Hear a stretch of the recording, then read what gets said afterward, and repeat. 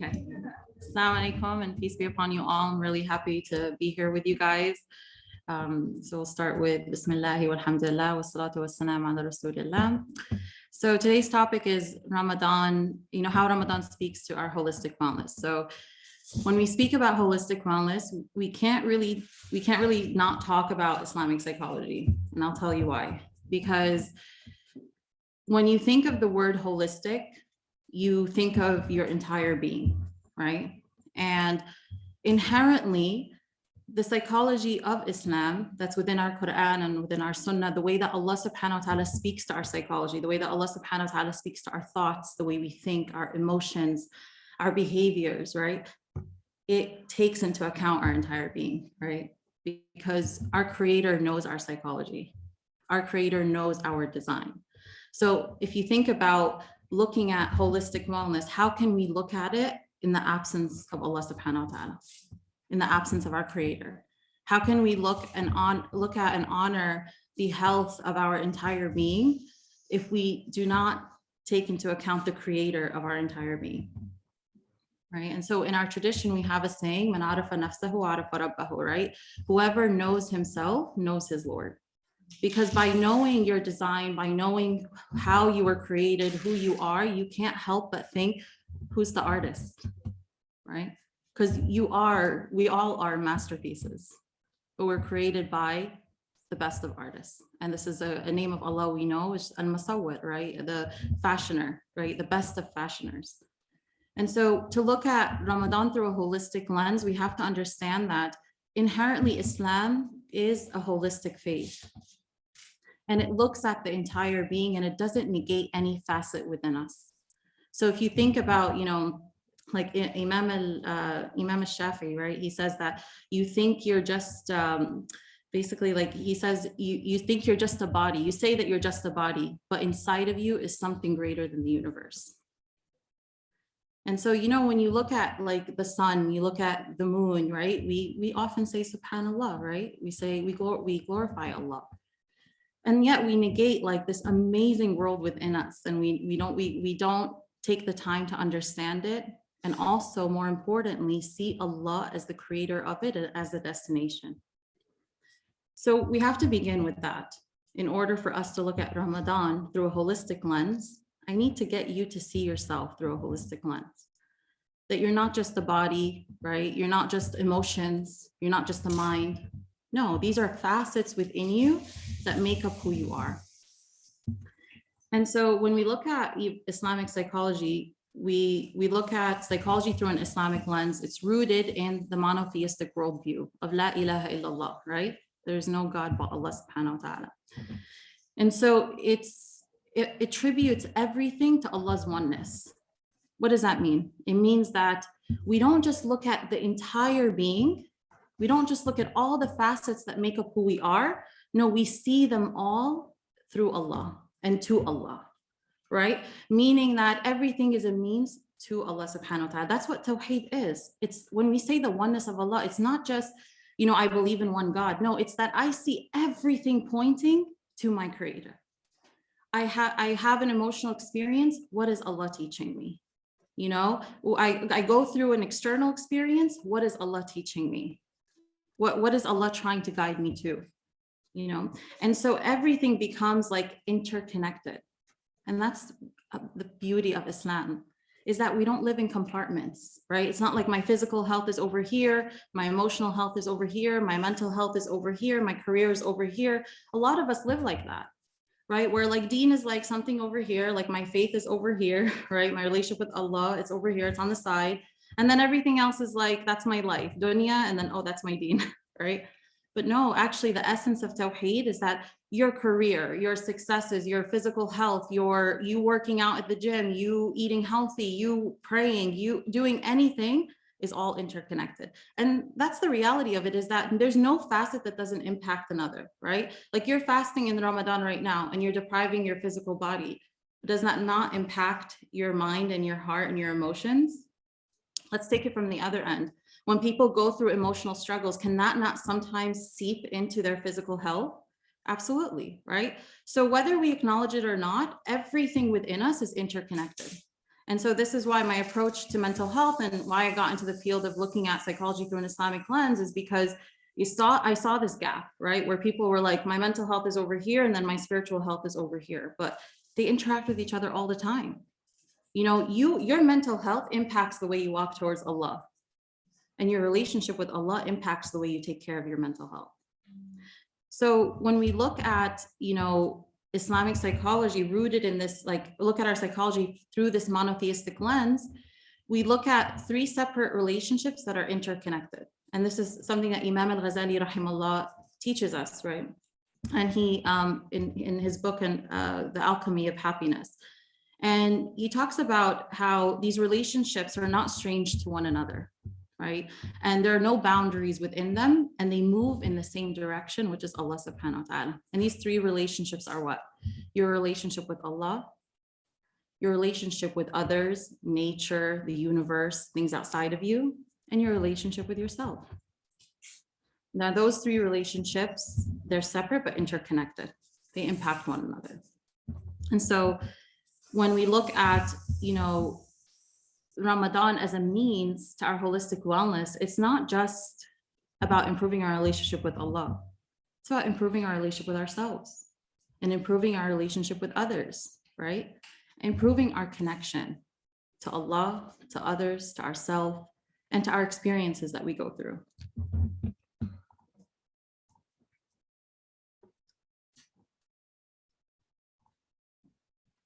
So one of the verses that I really want to connect you to is the verse in the Quran where Allah subhanahu wa ta'ala tells us it's better for you to fast, that you fast, if you only knew.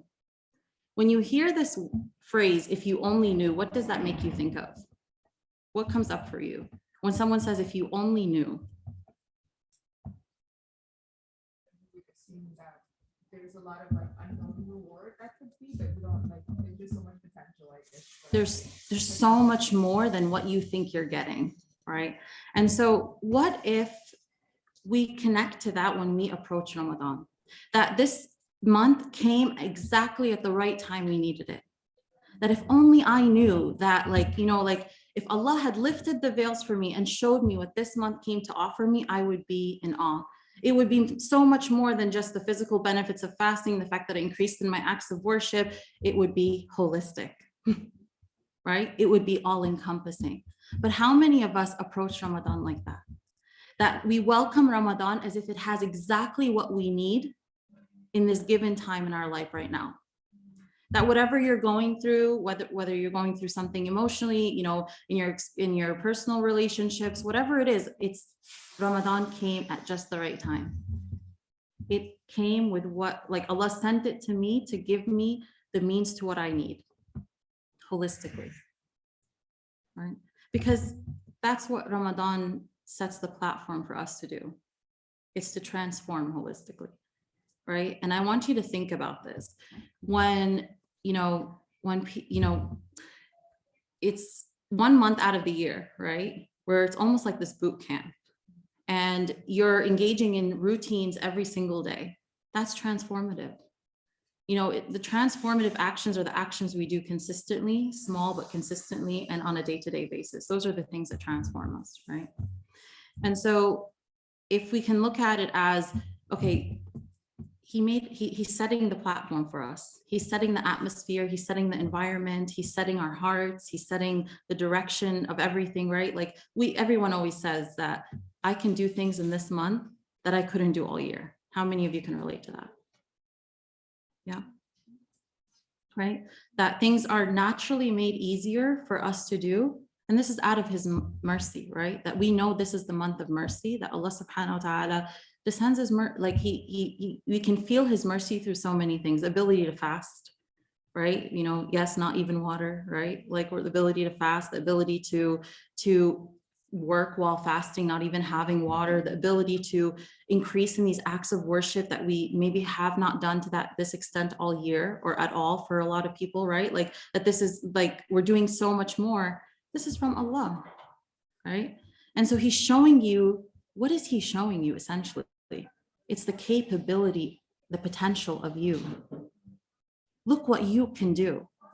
You know, when we read the verses in the Quran about the conversation between Allah subhanahu wa ta'ala and the angels when he created Adam, remember the angels respond and say, like, they're shocked that Allah subhanahu wa ta'ala is gonna create a human being, right? And they're gonna say they're gonna spread like cause bloodshed, like, well, you know, basically like they're like, this person, this human being is gonna cause bloodshed on the earth, right? What did Allah subhanahu wa ta'ala tell them? I know what you do not know.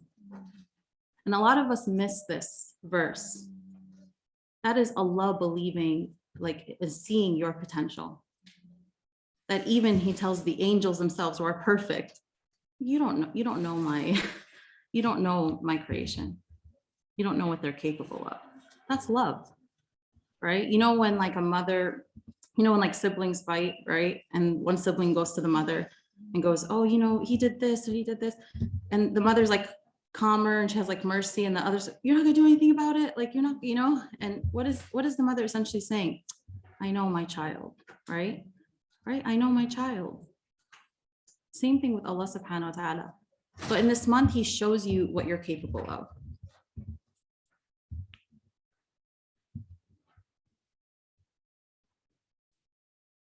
So Allah subhanahu wa ta'ala makes it easy for us to improve ourselves. And he makes it easy for us to experience the peace of aligning our psycho-spiritual system. And this is a concept I teach in my work. I teach this, the heart over mind and ego approach. It's an approach I developed through an Islamic psychological lens to help people understand their inner design. And so I use the term psycho-spiritual system because, you know, when we study anything in the world, we study systems, right? Like when we look at the ecosystem, right? That's the whole system. When we study the universe, right? We have the solar system. Even our physical anatomy that we give so much, like, you know, power to, we have our physical system, the respiratory system, cardiovascular system, right? Digestive system. And we look at systems because system helps us understand not only the entities within a system, but the way that the entities need to function for that system to be in harmony. So one thing I recognized in my path was that, well, we have a psychological and spiritual system that's often negated. It has our heart, our mind, our emotions, you know, our nafs, something, part of us that we're taught about in our tradition, right? The part of us that seeks comfort, that seeks pleasure, that seeks just me, myself, and I, right? And what happens in Ramadan? We experience the alignment of the system. And I'll tell you why. In any system, right? In any system, if one area of a system becomes deficient, the other area has to step up. And I want you to think about this. Like, you know, if you, you know, like people who are deaf, for example, they are known to have stronger sense of sight. And people who are blind, they are known to have a stronger sense of hearing. When one area in a system becomes weak, naturally, because of the equilibrium that Allah subhanahu wa ta'ala creates, the balance, right? This looking at, again, ourselves through a holistic lens, right? Another part of the system comes up to save that system. So in Ramadan, we are depriving our bodies from food, right? But when you look at this within our psycho-spiritual system, what else are you depriving in Ramadan? You're depriving your nafs. You're saying no to your nafs. Not just from food, but no, like, no, you can't say that right now. It's going to break my fast. No, you can't do that right now because you're fasting, right? Like you are taming your nafs to a higher degree. What happens when the nafs becomes weakened? And at the same time, you're using your mind in service of Allah subhanahu wa ta'ala, in service of your heart. Okay, no, I can't listen to this because that's information I'm absorbing and that's not going to benefit my heart in Ramadan. No, I can't watch this right now. So I got to redirect because that's not going to benefit my heart in Ramadan. So this mind, instead of us making it the lead, we make the heart the lead. We use this to serve the most important part within us, which is the heart, right? And so already the alignment is happening. You're already utilizing these tools within you the way that they are meant to be utilized. What happens is that you deprive your nafs, the heart has no choice but to come up to the lead. Now you gave the heart back its rightful position because the nafs didn't get what it wants. You're using your mind the right way. right? And now the heart comes up and it experiences these beautiful things. It experiences connection to Allah subhanahu wa ta'ala, connection to yourself, connection to his word, connection to his truths. You're nourishing the heart the way it is meant to be nourished. How do you feel? What are some things that you would say you would describe what you feel in Ramadan? You guys could actually say words. Peace, right? What else? What is it? Energy, yeah. Good energy. Okay, good energy, yeah. Peace, good energy, right? Centered. It's a really good one. Centered. Alignment, which is what we're talking about, right? Like you feel a sense of alignment. You finally are giving your heart what it was designed to receive, what Allah created it for, which is to long for him. And this is what I really want to connect your heart to, is that your heart was programmed to long for Allah subhanahu wa ta'ala. And through trial and error, you have given it other things and you find yourself in the same spot. And only when you suffice it with its creator can you do everything else in your life. And this is a truth that we really need to be connected to, is that we think like this heart care, right, is not a side job. It's not something that we do in Ramadan. It's actually what is necessary for you to achieve everything else to the optimal level. Because once this heart is centered and you're giving it the nourishment, because everything has its own form of nourishment. You need food for the body. You can't give the body anything else other than food, right? You can't. The heart has its nourishment. And that's God, his truths, all the goodness that comes from Allah subhanahu wa ta'ala, connection, right? You give it anything other than something that is rooted in Allah subhanahu wa ta'ala, you feel disconnected. You feel like you're not living to your potential. You feel like you're missing out. You feel like you are on cruise control. And this is something I hear so often in my line of work. I'm just going through the motions. People say that all the time now. I'm doing so much and I'm happy in my career. I'm doing this, but when I go to bed at night, I don't feel nourished. I don't feel at peace, right? It's because we're doing a lot not rooted in great intentions. When what we need to do is do lesser things, right? But like smaller things, but root them in great intentions. But this only can happen when the heart is awake, when the heart is nourished, when our entire being is aligned and centered around this most important part within us. It's not enough for us to gather information and let that information stay in our minds, which is what's happening a lot nowadays. I mean, in a few minutes on social media, you've gathered, oh, wow, all these nice quotes and all these nice posts, and you've read all these nice things, right? But what have we done with them? This is a sign that we prioritize this over this, that it is enough to know rather than to experience. I have knowledge of this. I have knowledge of that. Oh yeah, I know this and I know that. But that doesn't really matter at the end of the day. What matters is what you do with that knowledge. Did that knowledge awaken your heart? Did that knowledge move your limbs? Did that knowledge change the way you stand in front of Allah in prayer? Did that knowledge make you more present with your loved ones? Did that knowledge make you more present with yourself? Right? So we start with this. Our holistic wellness starts with us taking care of this heart and making this heart the most important part within us. So that when I'm absorbing stuff, I'm thinking about my heart. I'm thinking about, does this song, the lyrics here, does that really benefit my heart, me listening to that? You know, me following all these pages, does that benefit me? Does that benefit my heart? Does that awaken my heart? Does that make me more centered? Does that make me more peaceful? All right. So it's starting to ask ourselves questions.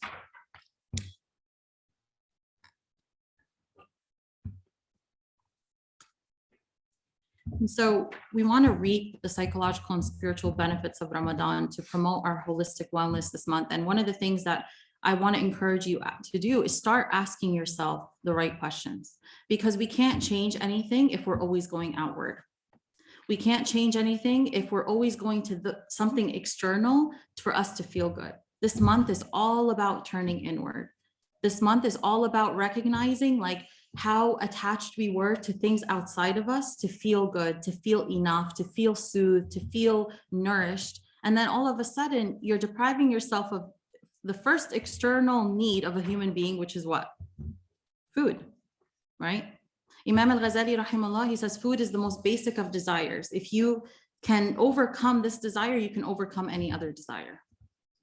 It's true, right? We're programmed biologically to search for food because we need to survive, right?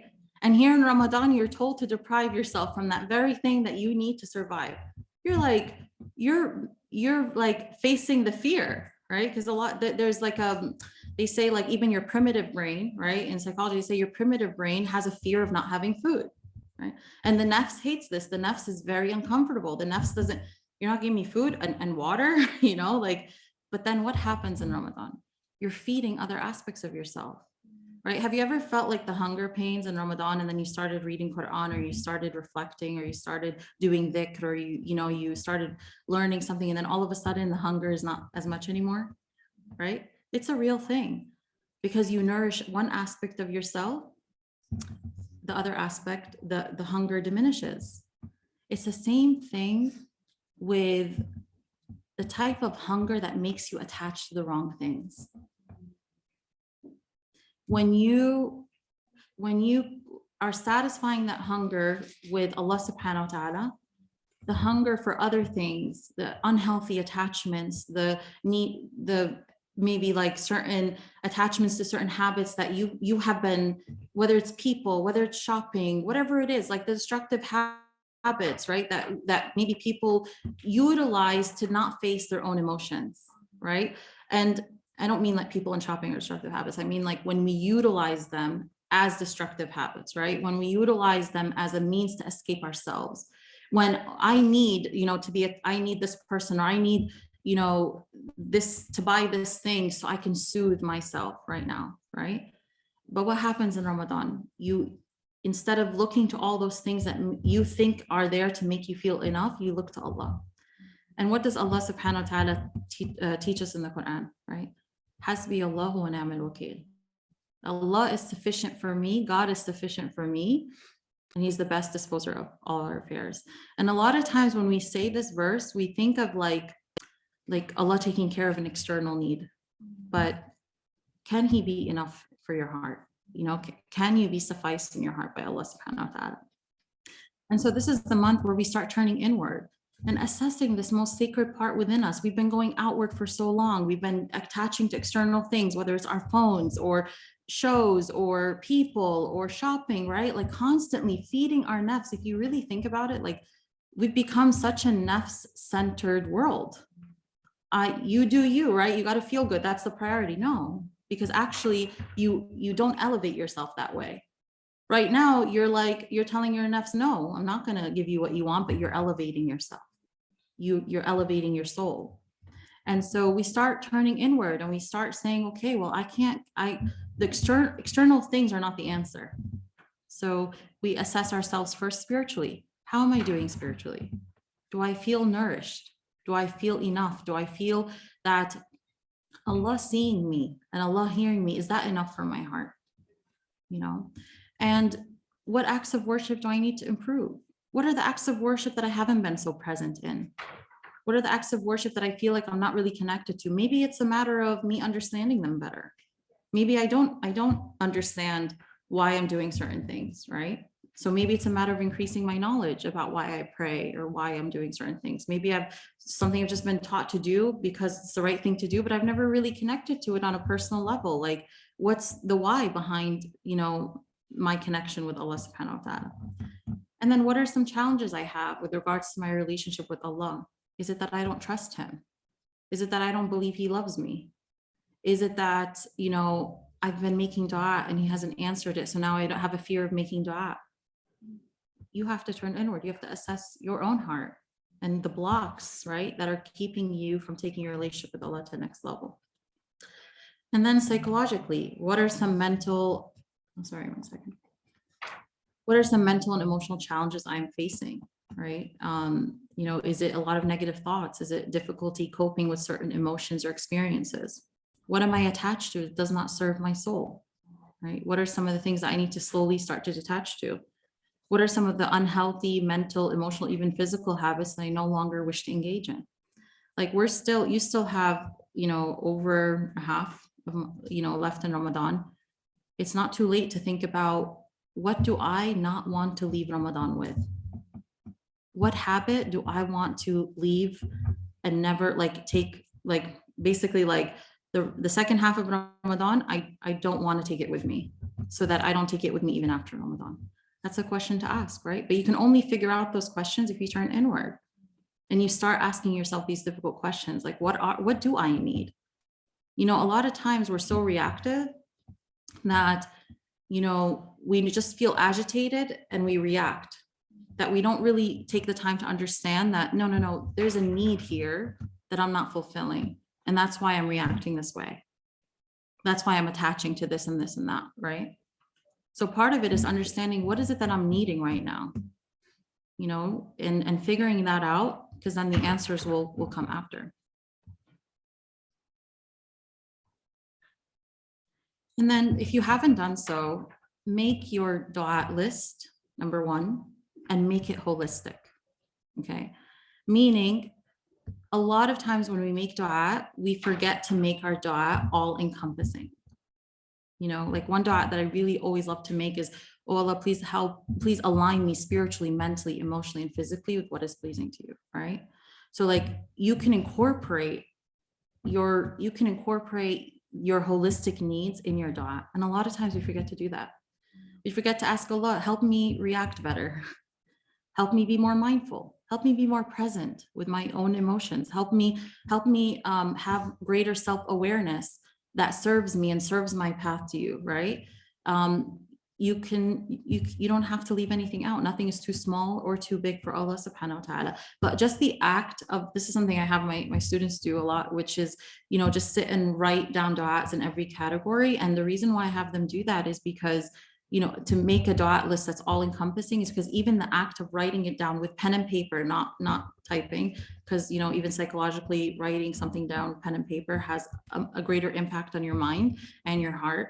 So when you sit there and you write it down, you're really having a greater connection to what you need before you even take it to Allah. Because how many times do you start making dua to Allah about something, but you're not connected to you needing it.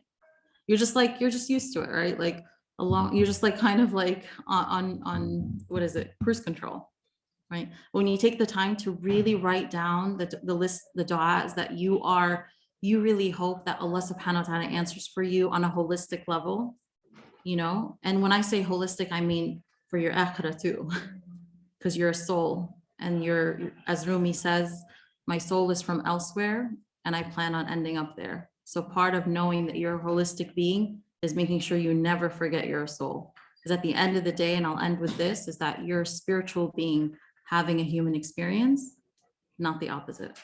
You're not a human being having a spiritual experience. You being a soul is the permanent part of you, is the part of you that transcends the body when you die, is the part of you that moves on to the next phase of its journey. Your humanness is the experience, and it's a temporary part. And I can't begin to tell you how even that understanding impacts us mentally. Because when you know that your human experience is not the most permanent part, you're going through it, right? It doesn't become the end. It doesn't become your destination. That's not where you live. Right? And I will give some time to some Q&As if anyone has any questions.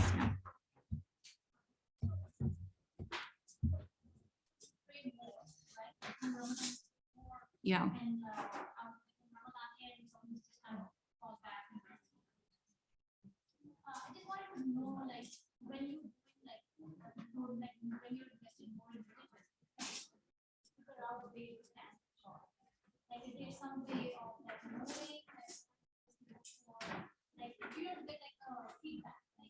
Yeah.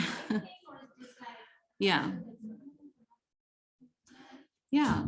I mean, a lot of us are disconnected from our own hearts. So we sometimes don't even notice that our hearts are more at peace, right? And so this is one of the biggest messages that Allah subhanahu wa ta'ala gives you, is the state of your own heart. You know, how is your heart viewing yourself, viewing him, viewing your life, right? What is the heart that you're carrying into the world? Is it awake? Is it open? Not necessarily that when it's closed that Allah's mad at you or anything like that. No, because Allah teaches us when we feel an expansion and when we feel that constriction as well, but also your actions. And this is something, you know, we've become such an emotionally centered society that we forget to give value to actions, right? And this is something I see in the therapy room a lot, where like people will judge their progress by their emotions, not actually by what they're doing. So they judge, they say like, I'm doing horribly because I feel this way. And then I'll say, well, take me through your week. They'll be like, I did this and I did that and I did this. Like, that's it right there. That's the evidence of your truth, right? I heard a saying once that says, if you want to know where you stand with Allah, look at what you're doing. Are you showing up for Allah subhanahu wa ta'ala? Are you prioritizing your meetings with him? That's the biggest indicator, right? It's that we have these 5 meetings with Allah, right? Like if you have 5 meetings with anyone that you love and you miss those, will that indicate to them that you love them? No, right? So what's the first thing. But look at your actions. What are you doing? And don't judge your progress by how you feel. Emotions are states. They come and go. They're not defining factors of your worth, who you are, where you're going to be. How you feel today is not an indicator of where you stand with Allah or what he's about to give you or whether he's going to answer your dua or not. No, so look at, your heart, but also your actions, how your actions are following through on what we claim to believe. And that's what authenticity is, right? Like in this world, there's right where we hear a lot of messages about be authentic, be authentic, be authentic. Authenticity at its root is when you bridge the gap between what you claim to be important to you and to be true and what you actually do. So a lot of us, for example, we claim to love Allah, right? But then how is that translating into showing up? Being authentic is about bridging that gap where there's an alignment. What I'm presenting through my actions is very in line with what I'm claiming to be true. Yeah.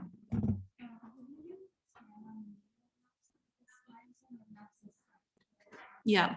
So this is a little, it's a little confusing because linguistically, right, in Arabic, nafs means self, right? And when we say psychology, Islamic psychology, we say ilm an-nafs, which is the study of the self, right? The knowledge of the self.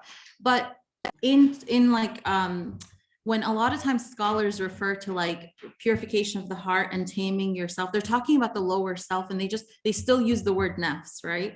So in this context, in my talk, when I said nafs, I wasn't talking about your entire self. I was talking about the part of you that's like the ego containing self, the part of you that seeks pleasure, seeks comfort, seeks, desires. It's not really taking into account you being a soul. Does that make sense? Yeah. But thanks I'm sure a lot of people had that question. So thanks for asking that. Any other questions?